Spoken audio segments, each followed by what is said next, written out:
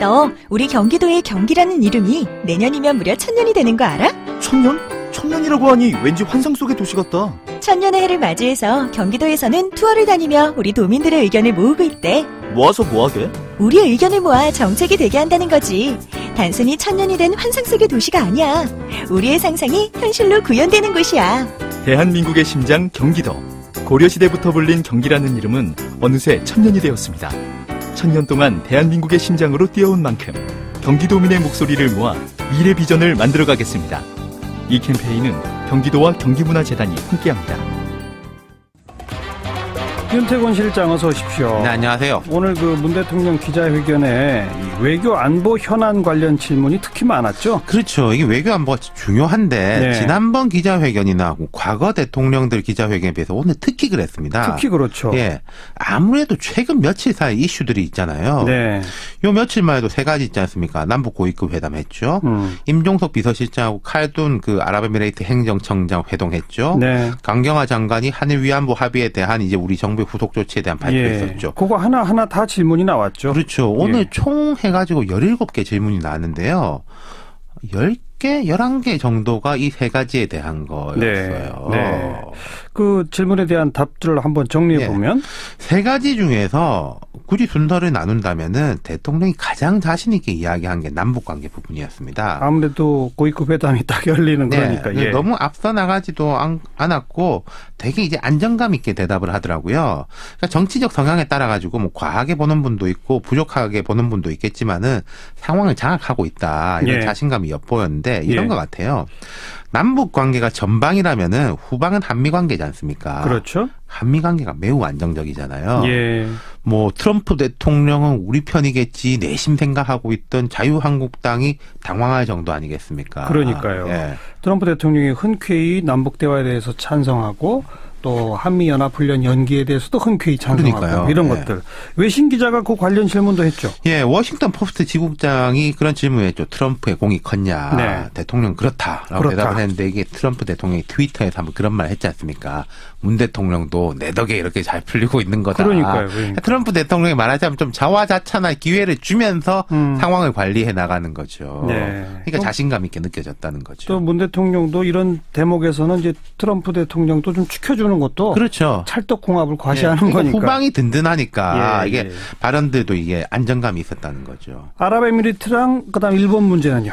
이 부분에 대해 가지고 문 대통령 발언이 아주 신중하고 때로는 약간 당혹스러움까지 묻어났어요. 그러니까 UAE하고 어떻게 할 거냐라는 질문에 대해서 공개되지 아니한 협정이나 MOU 중에 좀 흠결이 있을 수 있다면은 그런 부분들은 앞으로 시간을 가지고 UAE 측과 수정 보완하는 등 문제를 협의해 나가겠다. 네. 적절한 시기가 되면 공개할 수 있을 것이라고 생각한다. 이렇게 말했거든요. 좀 흠결이 있을 수 있다면이라고 표현했지만 대통령의 기자회견에서 이렇게 답변했다는 얘기는 흠결이 있다는 얘기 아니에요? 그렇죠. 자, 김종대 의원이 우리 방송에서 여러 번 이야기했지만은 뭐 아랍에미레이트가 군사적 충돌을 가질 때 자동 개입할 수 있는 내용이다. 이렇게 그렇죠. 말했고 김태형 전 장관도 뭐 그런 내용인데 어차피 국회가 반대하면 안 되게 돼 있기 때문에 하지만 MOU상에는 그런 내용이 들어 있다.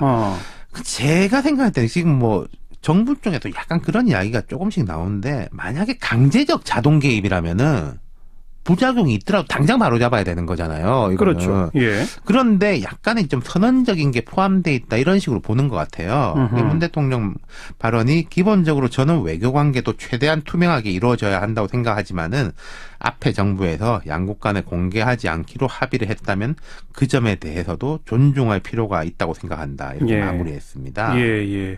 그러니까 뭐 단어로 치면 자동 개입이지만 현실로 벌어지는 일에서 아랍에미리트가 구체적으로 뭘 요구하는지 거기에 대해서 우리 군이 어디까지 들어줄 수 있고 어디까지는 안 되는지 이런 걸 지금 이제 세밀하게 협의해 나가야 되는 거 아닐까요? 그렇죠. 정부는 알고 있을 거예요. 당연히 알고 있죠. 네.